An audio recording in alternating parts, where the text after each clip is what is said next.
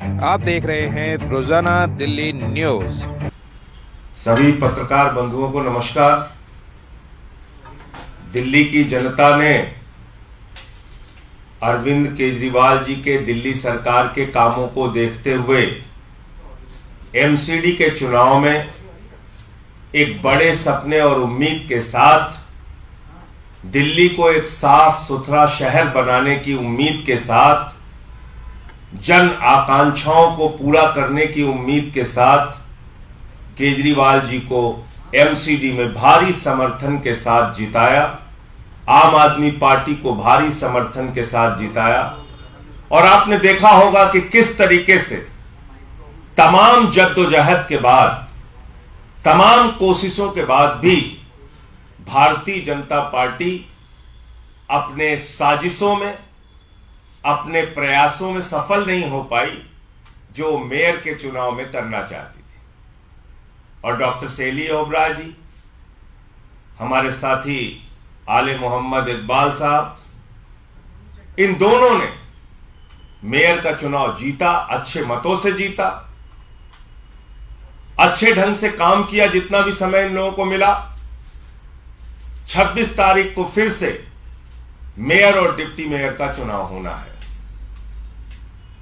Party के शीर्ष नेता, दिल्ली के मुख्यमंत्री, पार्टी के राष्ट्रीय संयोजक आदरणीय अरविंद केजरीवाल जी ने तय किया है कि मेयर पद के लिए 26 अप्रैल को होने वाले चुनाव में डॉक्टर सेली ओबराय जी फिर से हमारी प्रत्याशी होंगी और डिप्टी मेयर पद के लिए आले मोहम्मद इकबाल साहब ये हमारे प्रत्याशी होंगे। तो डिप्टी मेयर और मेयर जो अभी तक थे वो आगे भी होंगे और जैसे पहले जीत दर्ज की, ऐसे इस बार भी भारी मतों से ये लोग चुनाव में जीतेंगे। 26 अप्रैल को चुनाव प्रस्तावित है। तो ये शुभ समाचार दिल्ली के लोगों को, मीडिया को देना था कि केजरीवाल जी ने और आम आदमी पार्टी ने तय किया है कि अगला जो टर्म होगा मेयर और डिप्टी मेयर का, डॉक्टर सेली ओबराय, और डिप्टी मेयर के लिए आले मोहम्मद इकबाल, ये हमारे प्रत्याशी होंगे। आज ही इन लोगों का नॉमिनेशन है, तो नॉमिनेशन आज ही ये लोग फाइल करेंगे। और जैसा मैंने आपको कहा कि बहुत अच्छे ढंग से इन लोगों ने सीमित समय में अपना काम करके दिखाया है, अपनी योग्यता का परिचय दिया है और दिल्ली वालों की बहुत थोड़े समय में ही जो सेवा कर सकते थे इन्होंने किया है। इसी के आधार पर केजरीवाल जी ने और पार्टी ने तय किया है कि ये लोग फिर से हमारे मेयर डिप्टी मेयर के प्रत्याशी होंगे। क्या लगता है बीजेपी पे जिस तरह के आरोप पिछली बार आपने लगाए थे और जो हमने देखा सदन के भीतर, उस तरह की स्थिति पर आप क्या कहेंगे? देखिए, बीजेपी एक ऐसी पार्टी है, वो इस देश के लोकतंत्र को हर स्तर पे खत्म करना चाहती है। यानी अगर गांव की प्रधानी भी ये लोग हार जाए तो उसमें कोई भी कोशिश करते हैं कि कैसे हम इस सीट पे अपना कब्जा करें। तो एमसीडी में दिल्ली की जनता ने हरा दिया, वो चीज उनको बर्दाश्त नहीं हो रही थी। 15 साल तक लगातार उनकी लूट चली यहां पे। अब वो लूट पे रोक लग गई जब केजरीवाल जी और आम आदमी पार्टी की इतनी भारी जीत हुई। तो इसलिए बौखला कर वो एमसीडी के मेयर का पद छोड़ना ही नहीं चाह रहे थे। 3 बार झगड़े किए, लड़ाई की, हंगामे किए, हिंसक प्रदर्शन किया हाउस के अंदर। आप लोगों ने देखा होगा, वो सारा कुछ कैमरे पे कैद है। तो लेकिन हमारे जितने भी पार्षद थे मजबूती से खड़े रहे और उन्होंने वोट दिया डॉक्टर सेली ओबराय को भी और आले मोहम्मद को भी। जिसके इतर दिल्ली विधानसभा का सत्र है, कल एलजी ने भी इस पर आपत्ति जताई, लेकिन बीजेपी ये कह रही है कि विधानसभा का इस्तेमाल आप गालियां देने के लिए करते हैं। एलजी को तो पहली बात कोई अधिकार ही नहीं आपत्ति दर्ज कराने का। विधानसभा में चुन के एलजी ने भेजा है, दिल्ली की जनता ने भेजा है। विधानसभा का सत्र कब बुलाना है, नहीं बुलाना है, ये एलजी तय करेगा। ये विधानसभा अध्यक्ष तय करते हैं। पहले भी विधानसभा का सत्र जब चाहा बुलाया गया है, बुलाया गया। कैबिनेट के मंजूरी के बाद सत्र बुलाया जा रहा है। आप लोग तो कहते रहे तो का दुरुपयोग हो रहा है, उस मुद्दे पर चर्चा होगी। बीजेपी कह रही है कि आप मिसयूज कर रहे हैं विधानसभा के स्पेस का। देखिए, ऐसा है कि अगर इस देश की जांच एजेंसियां सरकारों को गिराने के लिए काम करेंगी तो उसकी चर्चा विधानसभा और लोकसभा में नहीं होगी तो कहां होगी? अगर इस देश की जांच एजेंसियां नरेंद्र मोदी जी के इशारे पर जांच करेंगी तो आप मुझे बताइए कि उस पर चर्चा अगर विधानसभा में, सदन में और राज्यसभा लोकसभा में नहीं होगा तो कहां होगा? ईडी के बारे में मैंने बताया तो आपको डिटेल। ईडी ने कहा 14 फोन मनीष सिसोदिया ने तोड़ दिए, डिस्ट्रॉय कर दिए, और उसी के आधार पर माननीय न्यायालय ने मनीष सिसोदिया की जमानत याचिका रद्द कर दी। इतना बड़ा झूठ ईडी बोल रही है, इतना बड़ा झूठ। अब बताइए, इसकी चर्चा होनी चाहिए नहीं होनी चाहिए? एक राज्य के शिक्षा मंत्री को, एक उप मुख्यमंत्री को उठा के आपने जेल में डाल दिया झूठे बयान के आधार पर। 6 लोग अब तक लिखकर दे चुके हैं न्यायालय में, उसका भी सच मैंने उजागर किया था कि भाई हमसे दबाव बनाकर जबरन बयान लिया गया। इसकी चर्चा विधानसभा में, लोकसभा में, राज्यसभा में नहीं होगी तो कहां होगी? मैंने तो खुद ईडी के मिसयूज का मामला देश के संसद में उठाया, राज्यसभा में उठाया तो बंद कर दो राज्यसभा। एलजी साहब को बोलो जाके राज्यसभा भी बंद कर दे। मैंने उठाया था ईडी के मिसयूज का मामला, उनके 3000 छापेमारी में 0.5% कन्विक्शन रेट का, और मुझे प्रिविलेज कमेटी का नोटिस मिला है, मैं वहां सारे साक्ष्य दे रहा हूं ईडी किस तरीके से मिसयूज करती है अपने पावर का। तो अब मैं चाहूंगा कि हाँ बताएं। सवाल और था, विपक्षी एकता की बात कर रहे हैं, कांग्रेस के साथ खड़े भी दिखते जब राहुल गांधी के खिलाफ कुछ होता है।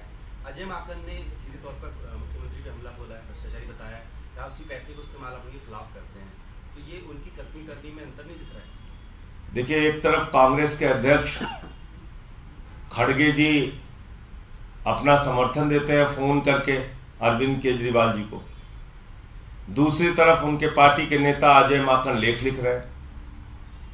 तो कांग्रेस पार्टी आपस में संवाद नहीं करती या बातचीत नहीं करती, या इतनी कंफ्यूज है, या क्यों ये जानबूझ के कर रहे हैं? अजय माकन का बीजेपी से क्या रिश्ता है, बीजेपी से उनकी क्या साठगांठ हुई है, ये तो वही बता सकते हैं। जब उनकी पार्टी का राष्ट्रीय अध्यक्ष अरविंद केजरीवाल जी को समर्थन दे रहे हैं, तो वो अगर अरविंद केजरीवाल के खिलाफ लिख रहे हैं, आम आदमी पार्टी के खिलाफ लिख रहे हैं, तो निश्चित रूप से बीजेपी से कोई साठगांठ हुई होगी उनकी। एक छोटा सवाल और है, एक और सवाल है, मल्लिकार्जुन खड़गे ने पीएम मोदी को चिट्ठी लिखी है जातिगत जनगणना को लेकर। कल ही कर्नाटक में एक सभा में राहुल गांधी ने कहा कि 2011 में जो कास्ट सेंसस हुआ था उसके आंकड़े जारी किए जाए। देखिए, जाति जनगणना होनी चाहिए, पूरे देश में सारे विपक्षी पार्टियों की मांग है। बिहार में नीतीश जी और तेजस्वी जी मांग कर रहे हैं, स्टालिन जी तमिलनाडु में मांग कर रहे हैं, जाति जनगणना होनी चाहिए। उससे भाग क्यों रहे हैं लोग? क्योंकि मैं बता रहा हूं ना आपको, मैं तो बार बार इस बात को कहता हूं, ये वो पार्टी है जिसकी मातृ संस्था आरएसएस ने 97 वर्षों में एक भी दलित और पिछड़ा वर्ग का अपना प्रमुख नहीं बनाया। 97 ईयर्स की हिस्ट्री में, 97 वर्षों के इतिहास में एक भी दलित और पिछड़ा आरएसएस का प्रमुख नहीं है। तो जिसकी मातृ संस्था ही दलितों और पिछड़ों को सम्मान नहीं देती है, उनकी एंट्री बैन है, वो जाति जनगणना कैसे कराएंगे? तो इनकी मानसिकता की वजह से ऐसा है। सर, आरएसएस का भी जिक्र किया, मोहन भागवत एक बयान दिया है, उसने कहा कि जब समाज से लोग भरोसा खो देते हैं तो मिशनरीज फायदा उठाते हैं, धर्मांतरण होता है, ये बयान दिया उसने। तो समाज से भरोसा क्यों खो रहा है उसको उनको देखना चाहिए, उस पर आत्मचिंतन करना चाहिए। समाज भरोसा क्यों खो रहा है, क्या कारण है उसका? डॉक्टर सैली ओबराय जी और आले मोहम्मद जी भी अपनी बात रखते हैं। सभी साथियों को मेरा नमस्कार। सबसे पहले मैं बहुत बहुत धन्यवाद करना चाहूंगी माननीय मुख्यमंत्री अरविंद केजरीवाल जी का, जिन्होंने एक बार दोबारा और पुनः मुझे मेयर कैंडिडेट नॉमिनेट किया। दिल्ली की जनता ने बड़ी उम्मीदों के साथ आम आदमी पार्टी को नगर निगम में चुना है। और बहुत से सपने हैं दिल्ली की जनता के, एक साफ सुथरी दिल्ली देखना चाहते हैं, स्वच्छ दिल्ली देखना चाहते हैं। और मैं पूरा आश्वासन देती हूँ माननीय मुख्यमंत्री अरविंद केजरीवाल जी का कि जो सपने दिल्ली की जनता के हैं, जो उम्मीदें दिल्ली की जनता को हमने दिखाई हैं और जो विजन है माननीय मुख्यमंत्री अरविंद केजरीवाल जी की दिल्ली को लेके, नगर निगम को लेके, उस उम्मीदों पर, उन सभी उम्मीदों पर मैं पूरी तरह से खरी उतरूंगी और जैसे अब तक ईमानदारी से और मेहनत से काम करती आई हूँ, वैसे ही आने वाले टाइम में उसी मेहनत और ईमानदारी से अपने काम को करूंगी। बहुत बहुत धन्यवाद। आगे मोहम्मद जी।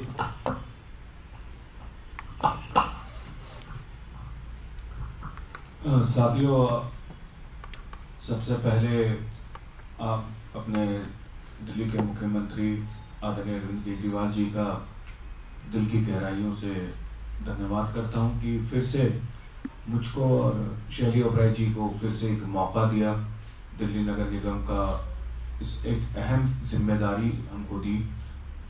बड़े भाई और हमारे राज्यसभा सांसद संजय सिंह साहब का धन्यवाद।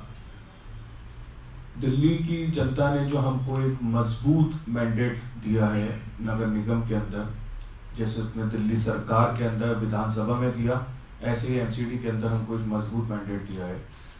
जो केजरीवाल साहब ने 10 गारंटीज हमको दी हैं, हमने उस तकरीबन इस 40 दिन के अंदर जो हमको मिले, लगभग 40 दिन, इसके अंदर उसको एक मजबूती के साथ एक रोड मैप तैयार करा है। हम दिल्ली की जनता को एक ऐसी राजधानी बना के देंगे, चाहे उसमें दिल्ली सरकार हो और दिल्ली नगर निगम हो, कि जिसके चर्चा पूरी दुनिया के अंदर होंगे। और दिल्ली नगर निगम को एक नंबर 1 नगर निगम अरविंद केजरीवाल जी के नेतृत्व के अंदर बनाने का हम काम कर रहे हैं।